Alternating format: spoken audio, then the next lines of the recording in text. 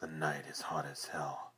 Wake up, my head is pounding. I want to go break some skulls, but I have a feeling there's something I need to do.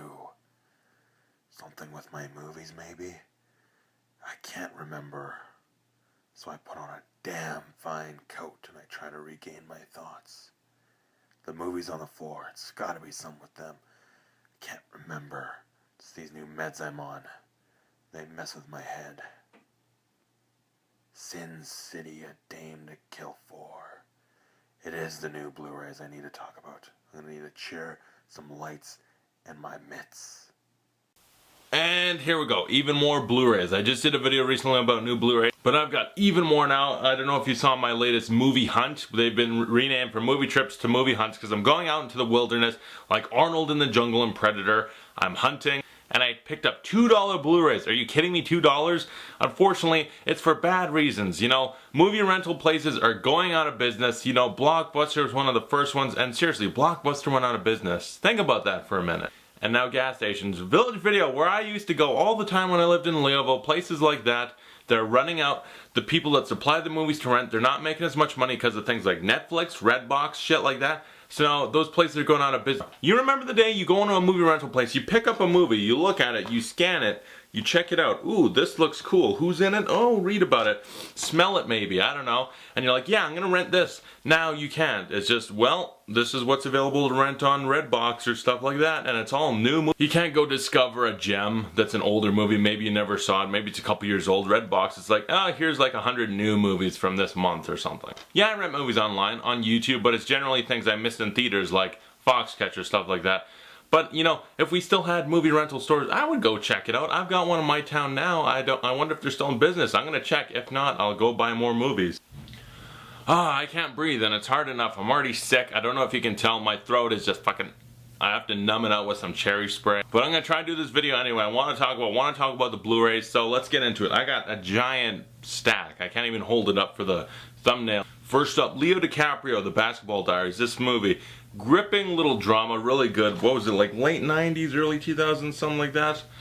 And yeah, Leo DiCaprio, he's gonna let someone suck his dick for crack money, and Mark Wahlberg's in there. Hey, let's jump off this cliff. It's a really good movie. I like it a lot. It's dark, gritty. I'm never doing drugs. Are you kidding me? After seeing what he went through, fuck that. But these next couple ones are just all things I got for $2. $2 fucking dollars, man. And one of them I got a little screwed over. Life of Pi. This movie is pretty amazing, great visuals, and I got through half the movie and then I think I was busy or something happened, but I look forward to seeing the rest of this movie. $2. Think about that. Think about that. Final Destination 5. This is a good movie. You know, it's kind of junky, stupid. The Final Destination franchise is like a bunch of dumb, fun movies. David R. Ellis made number 2 and number 4. And I like his the best, but this one's also really good. Interesting plot twist in the movie. I liked it a lot. You know, it's just, okay, people dying in really random, crazy, extreme ways, and it's kind of a fun time. The Final Destination. I got a little screwed over at this one. I didn't quite look inside when they gave it to me. See that? I don't know if you can read it. It's the DVD. So, I already have the DVD literally over there. I wanted the Blu-ray, and I didn't get it. I got the Blu-ray case. Win-Win. This is a great drama. Paul Giamatti, really good. And I love this movie a whole lot. And yeah, I feel it's really underrated. You never hear anyone talking about Win-Win. It's really good. Man on Fire. I haven't seen this movie since about 2004. I saw it when I was young. I was not even 10 years old. I was 8. Imagine 8-year-old me watching this movie, seeing a little girl get kidnapped and Denzel Washington doing his crazy shit to get her back, and then all the struggles and dark, creepy, bad moments that have to happen. I think I was 8, maybe I watched it when I was 10. I watched it around 2004, 5, 6, somewhere around there. Yeah, I shouldn't have been watching it when I was that young, but this movie, I look forward to re-seeing it. Tony Scott made it. The guy's a pretty good director. And Denzel Washington's fantastic in pretty much every movie he ever does, so I look forward to rewatching this and see how I feel about it. The Descendants. I dug the hell out of this movie. I saw it on Netflix or something. I was like, hell yeah, that was really good. And Shailene Woodley's in this. She went on to be in Divergent stuff. She was really good in this. I liked her a lot. It's a really nice, touching little family drama movie, and you got Shaggy from Scooby-Doo in here. Remember when he was Shaggy from Scooby-Doo? Another George Clooney movie, Up in the Air, another one. A really fun little quirky drama of sorts. I like just the beginning part. He's going place to place, living out of a suitcase, firing people. Like that just idea is fun. And yeah, you gotta get to the real drama and stuff, but the beginning's really fun. Who else is in it? Jason Bateman, Zach Galifianakis, Vera Farmiga, who's an underrated actress. She's really good. And Anna Kendrick is in this. I need to rewatch this. I don't remember this movie all that much, but it's good. I remember it being really good. Kingdom of Heaven, starring Orlando Bloom, but you wouldn't know because he's not on the cover or the back. You can't see him.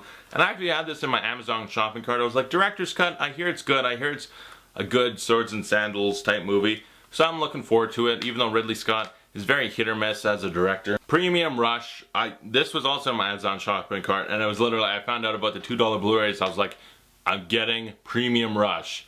It was just something that I've wanted to get it for a while. I had it in my Amazon cart. I heard about this. I'm like, they have to have it at the store. And yes, they did. And it was like, oh yeah, because I love this movie. I really do. It's a fun little action movie on a bike. Are you kidding me? I bought the soundtrack. I ride a bike. I feel like a badass. The Curious Case of Benjamin Button. I've never seen this movie before. And I was like, ooh, I really want to see that. David Fincher. I checked it out. This movie's amazing. It's a really great movie. Brad Pitt's fantastic in it. Kate Blanchett's really good. I really dug this movie. It's a really interesting movie. I looked in the DVDs real quick and look what I found. Cliffhanger. Now I can do my top 10 Stallone movies. I just have to watch this. And those were all the ones I got. Cheap $2 Blu-rays and DVDs. So yeah. And now all these are ones that I got on Amazon.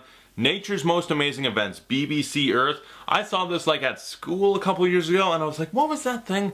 And I looked it up, I found it. This is actually really awesome. It looks great. And what are all the things that happen? The Great Melt, the Great Salmon Run, Great Migration, Tide, Flood, Feast. Check it out if you're into nature at all. Because I don't watch a whole lot of them, but this is one I really want to watch again. It's fucking awesome. Monsters, Inc. Oh, like really, this movie's near and dear to my heart from my childhood. I love it a whole lot. It's one of the best. I still haven't seen Monsters University though. The only thing that's disappointing is I don't have a slipcover. All it needs is a slipcover, but I'll look around. Maybe I'll find one somewhere. I'll use magic. I don't know. Another movie from my childhood, but I haven't seen it since I was a child, and I look forward to returning to it. See how I feel. Mulan, and I also got Mulan 2. I don't know about that, but Mulan, I'm very interested in seeing that.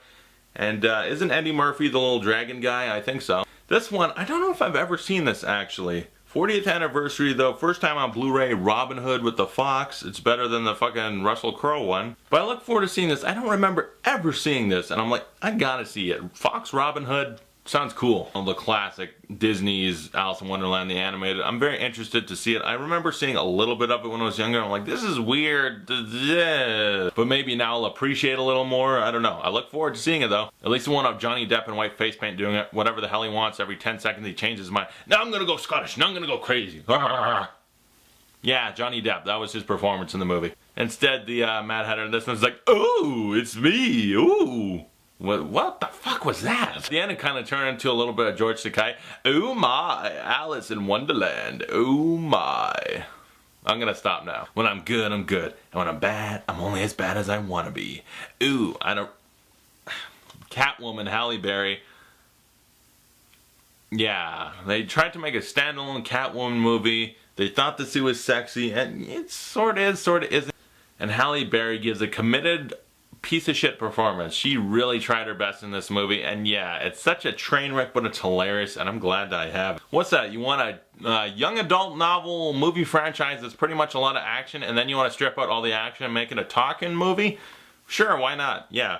Mockingjay, very little action, a lot of more character development and stuff to set up for what I imagine part 2 is going to be a whole bunch of action. I don't know. But people really dislike this. They gave it a lot of shit, like, it's all talking, there's no action, and I get it, but I liked it. Fury, one of the best war movies I've ever seen in my life. It's up there with Saving Private Ryan and Lone Survivor. This was way better than American Sniper. Why didn't it get a nomination over American Sniper? I don't fucking know, but really, this movie's fantastic. I'm very excited to rewatch this. And another thing I never talked about in my review, in that tank warfare, you get to see, like the battles, the gunfights, it looks like laser shooting, like a Star Wars or Star Trek laser fight, because I guess that's how bullets look back in the day. I don't know how accurate it is, but I like it. Sin City: A Dame to Kill For. It comes in 3D, I believe, and yeah, I look forward to that. I don't have a 3D, and I'm not into 3D, but I'm just kind of distracted by the back. I'll show you what I'm talking about. Yeah, you see what I mean? I'm a little distracted by that. Yeah, I enjoyed this movie a whole lot. You know, it wasn't quite as good as the original, but it still has the great same cinematic style. Jessica Alba's actually got more to do in this movie. There's a lot more stripping too, but she actually has a character arc, and she's very good in this movie, actually. One of her few movies, she is good. Joseph Gordon-Levitt, I loved his character they added. Johnny's fantastic, although you kind of question, like, dude, why are you doing this? You know you're gonna get fucked up from it, but he does it anyway, because he's stubborn, I don't know. Mickey Rourke is still really fun. Josh Brolin, you know, as the Clive Owen before Clive Owen got like the face surgery. I think that's interesting. I thought he was pretty good.